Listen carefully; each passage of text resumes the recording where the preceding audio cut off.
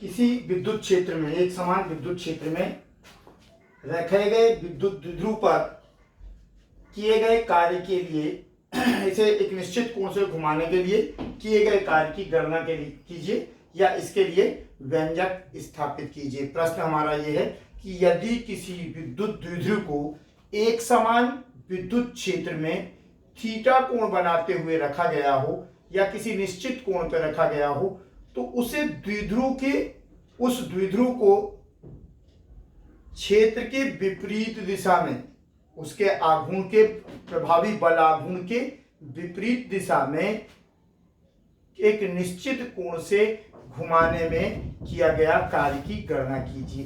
अब हम अच्छी तरह से जानते हैं कि जब किसी विद्युत द्विध्रुव को किसी एक समान एक विद्युत क्षेत्र में थीटा कोण बनाते हुए रखा जाता है तो उसके दोनों सिरों पर, उसके दोनों आवेशों पर समान परिमाण के लेकिन विपरीत दैशिक विद्युत बल प्रभावी हो जाते हैं, प्लस QE और माइनस QE, जो कि उस पर एक बलयुग्म का निर्माण करते हैं और यह बलयुग्म उसमें बल आघूर्ण को उत्पन्न कर देता है, जो कि विद्युत द्विध्रुव को घुमाकर विद्युत क्षेत्र की दिशा में लाने का प्रयास करता है। अर्थात जैसे ही आप किसी विद्युत द्विध्रुव को एक समान विद्युत क्षेत्र में रखेंगे, एक समान विद्युत क्षेत्र में स्थापित करेंगे, ठीक उसी समय क्या होगा कि उस पर बल आघूर्ण प्रभावी होगा और बल आघूर्ण के प्रभाव में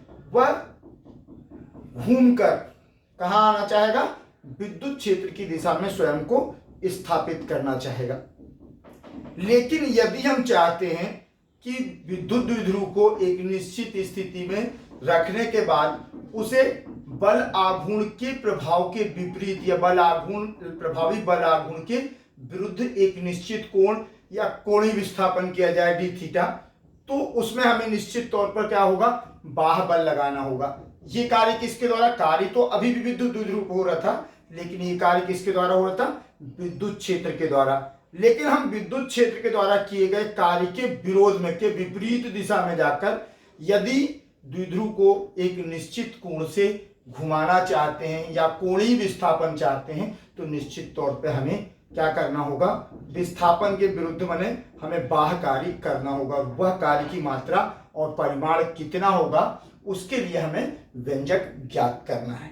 ठीक, ये कुल प्रश्न की भाषा थी। होता क्या है, उस स्थिति की विवेचना की मैंने कि कब हमें करना क्या है और प्रश्न क्या कह रहा है। क्योंकि देखो दो तरह की गति होती है, हम अच्छे तरह जानते हैं कि विद्युत द्विध्रुव को जब हम विद्युत क्षेत्र में रखते हैं तो उस पर कुल प्रभावी बल जो किसके लिए, स्थानांतरी गति के, रैखिक गति के लिए, ट्रांसलेटिंग मोशन के लिए आवश्यक होता है, वो शून्य होता है। अर्थात इसमें रैखिक गति तो होती नहीं। गति दो प्रकार की हो सकती है, घूर्णी गति या रैखिक गति। तो घूर्णी गति कब होती है, रैखिक गति के लिए ट्रांसलेटिंग फोर्स चाहिए, स्थानांतरी बल चाहिए, कुल नेट फोर्स चाहिए, लेकिन नेट फोर्स 0 होता है द्विध्रुव पर।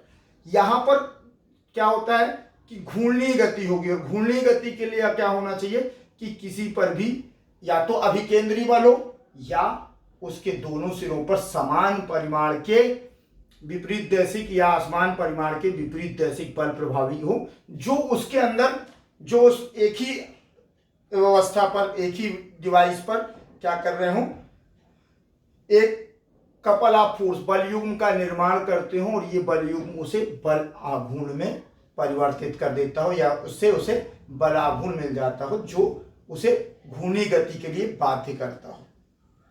अब ऐसी घूर्णी गति के विरुद्ध कोणीय विस्थापन हमें करना है।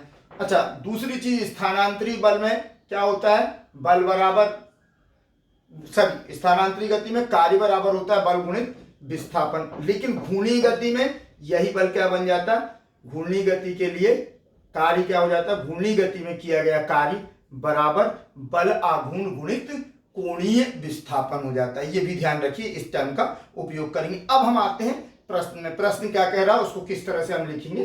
तो हमने विचार किया, हमने मान लिया कि एक विद्युत द्विध्रुव ए बी, माना कि एक विद्युत द्विध्रुव ए बी एक समान विद्युत क्षेत्र ई में थीटा कोण बनाते हुए रखा हुआ है, जिस पर आवेश का परिमाण q, दोनों आवेशों के बीच की दूरी 2a और उसका प्रभावी द्विध्रुव आघूर्ण p है, तब p is equal to q into 2a।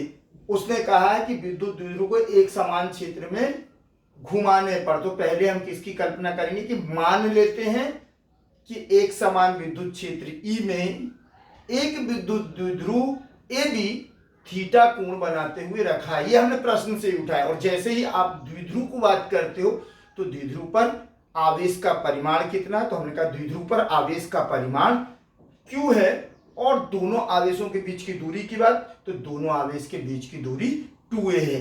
तब इसका द्विध्रुव आघूर्ण का परिमाण क्या होगा, द्विध्रुव आघूर्ण परिमाण P बराबर आवेश का परिमाण गुणित प्रभावी दूरी, तो Q इंटू 2a, P बराबर हो गया Q इंटू 2a। जब इस विद्युत द्विध्रुव को एक समान विद्युत क्षेत्र E में रखा गया तो उस पर क्या प्रभावी हो गया, बलाघूर्ण। बलयुग्म ने क्या प्रभावी कर दिया, उस पर बलयुग्म बलाघूर्ण, तो उस पर प्रभावी बल आघूर्ण का मान जो हम पहले स्थापित कर चुके हैं सूत्र, तो द्विध्रुव पर विद्युत क्षेत्र E के कारण प्रभावी बलाघूर्ण tau is equal to PE sine theta. अब हम कह रहे हैं यदि भी इस बल आघूर्ण के विरुद्ध, यदि इस बल आघूर्ण के विरुद्ध या बल आघूर्ण के प्रभाव में रखे गए विद्युत द्विध्रुव को इसकी प्रारंभिक स्थिति जिस स्थिति में है उससे थीटा कोण का कोणीय विस्थापन करना हो, तो क्या करना होगा, तो हमने कहा कि मान लेते हैं कि टाउ के विरुद्ध या द्विध्रुव के बल आघूर्ण के विरुद्ध एक सूक्ष्म कोणीय विस्थापन डी थीटा करने में किया गया कार्य डी डब्ल्यू है। डी थीटा के विरुद्ध कोणीय विस्थापन डी थीटा के लिए किया गया कार्य डी डब्ल्यू है, तो कार्य बराबर बलाघूर्ण गुणित कोणीय विस्थापन, तो D W equal to tau बलाघूर्ण गुणित कोणीय विस्थापन, तो ये हो गया टाउ इंटू डी थीटा कोणीय विस्थापन। अब क्या है कि चूंकि P का मान स्थिर है, P मतलब द्विध्रुव आघूर्ण आवेश गुणित आवेशों के बीच की दूरी, ये किसी भी तरह से क्या नहीं होगी, बदलेगी नहीं, ये स्थिर राशि है। इसी तरह से एक समान विद्युत क्षेत्र E का मान भी, उसकी तीव्रता भी स्थिर राशि है, तो परिवर्तन कहाँ हो रहा है, परिवर्तन होगा कोण में। जब हम कोण को किसी भी एंगल से जरा सा भी चेंज करेंगे कोणीय विस्थापन में, तो किसमें परिवर्तन हो जाएगा, बलाघूर्ण में। माने अलग अलग कोणों के लिए बलाघूर्ण के मान अलग अलग हैं, तो इसे हम जी बने एक स्थिति से लेके कितने भागों में बांटे, ये तो हम कर नहीं सकते कि उनको अलग अलग जोड़ लें।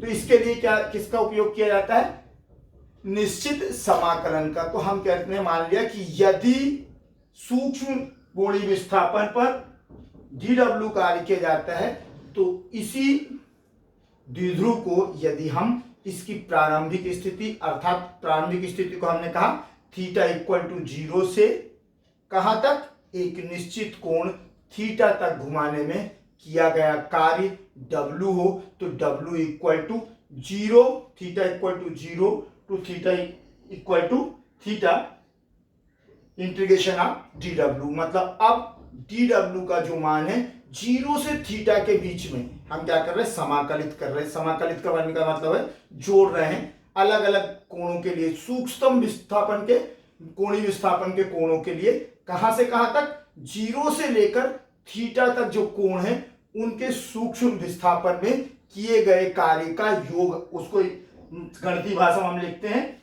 Integration of D W from 0 to theta. अब डी डब्ल्यू का मान हमने निकाला है टाउ इंटू डी थीटा, और टाउ का मान अर्थात बल आघूर्ण का मान कितना, पीई साइन थीटा। तो integration of P sine theta D theta from 0 to theta.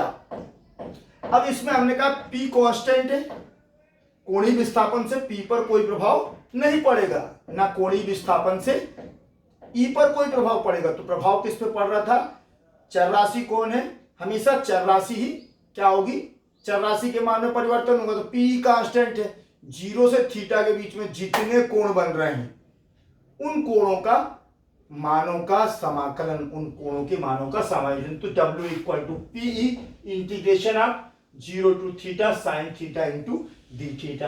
अब हम अच्छी तरह जानते हैं कि साइन थीटा का इंटीग्रेशन समाकलन क्या होता है, माइनस कॉस थीटा। तो PE minus cos theta from 0 to theta.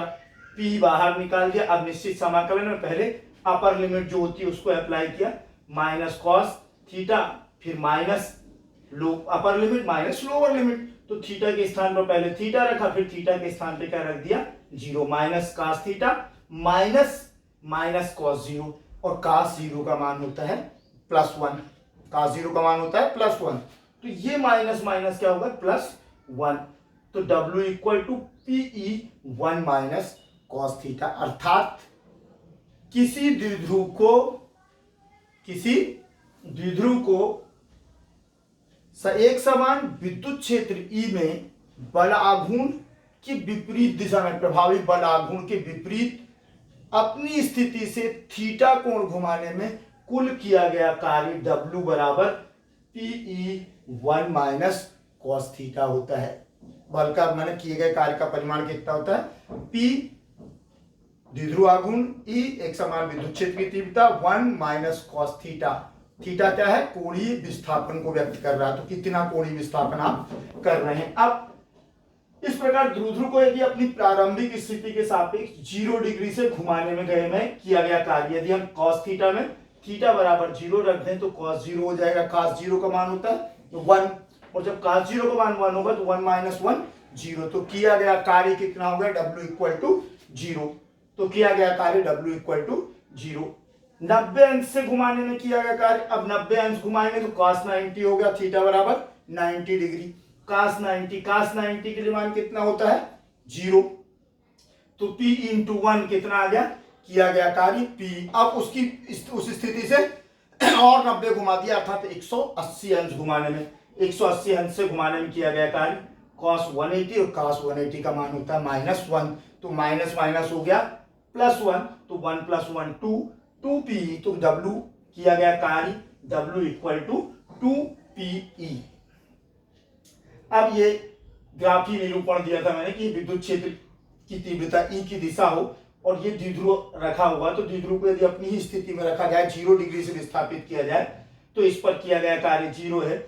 जैसे ही हम इसे लंबवत करते हैं, तो जैसे ही लंबवत करेंगे तो क्या होगा, -q नीचे की ओर और +q ऊपर की ओर। तो इतना कार्य करने में, यहां से यहां तक 90 अंश घुमाने में इस पर किया गया कार्य कितना हो जाएगा, PE के बराबर। और फिर इसको हमने 90 अंश से और घुमाया, अर्थात 180 अंश घुमाया, तो अब धन Q आ गया विद्युत क्षेत्र की तीव्रता की विपरीत दिशा में, विद्युत क्षेत्र की विपरीत दिशा में, और ऋण Q चला गया विद्युत क्षेत्र की दिशा में। तो मैंने 180 अंश से घुमाने में कुल किया गया कार्य 2PE, ये जो लिखा हुआ है। इस तरह से किए गए कार्य की विवेचना पूरी हो गई। एक छोटा सा टॉपिक आपके बल आघूर्ण में बच गया था। वास्तव में द्विध्रुव आघूर्ण की जो हम परिभाषा देते हैं, द्विध्रुव आघूर्ण के लिए जो परिभाषा देते हैं कि किसी द्विध्रुव के आवेश एवं आवेश के परिमाण एवं उनके बीच की दूरी के गुणनफल को द्विध्रुव आघूर्ण कहते हैं। ये परिभाषा न्यायोचित नहीं है, ये परिभाषा न मान्य नहीं है। द्विध्रुव आघूर्ण की परिभाषा बल आघूर्ण के पदों में दी जाती है। चूंकि वहां जगह कम थी उस समय, इसलिए मैं नहीं एक्सप्लेन कर पाया था।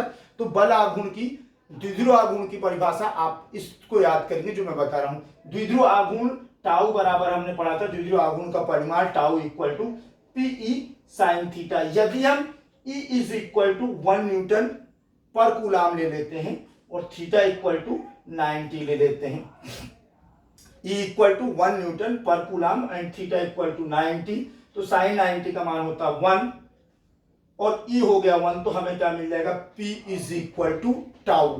P इक्वल टू टाउ कब होगा, जबकि E इक्वल टू 1 हो और थीटा इक्वल टू 90 हो। तो इसी चीज को हमें शब्दों में पिरो देना। अब हम शब्दों में क्या कहेंगे कि किसी विद्युत द्विध्रुव का द्विध्रुव आघूर्ण, किसी विद्युत द्विध्रुव का द्विध्रुव आघूर्ण उस बल आघूर्ण के बराबर होता है, उस पर प्रभावी उस बल आघूर्ण के बराबर होता है जब उसे किसी एकांक तीव्रता की, जब उसे किसी एकांक तीव्रता के विद्युत क्षेत्र में लंबवत रखा जाता है, या इसी को हम दूसरे शब्दों में कह सकते हैं, किसी विद्युत क्षेत्र में, किसी एकांक एक समान विद्युत क्षेत्र में, किसी एकांक एक समान विद्युत क्षेत्र में लंबवत रखे गए किसी विद्युत द्विध्रुव पर प्रभावी बल आघूर्ण को ही उस विद्युत द्विध्रुव का द्विध्रुव आघूर्ण कहते हैं। किसी एकांक एक समान विद्युत क्षेत्र में रखे गए लंबवत रखे गए द्विध्रुव का पर प्रभावी बल आघूर्ण, द्विध्रुव पर प्रभावी बल आघूर्ण उस पर लगाए गए या उस विद्युत द्विध्रुव के द्विध्रुव आघूर्ण के बराबर होता है।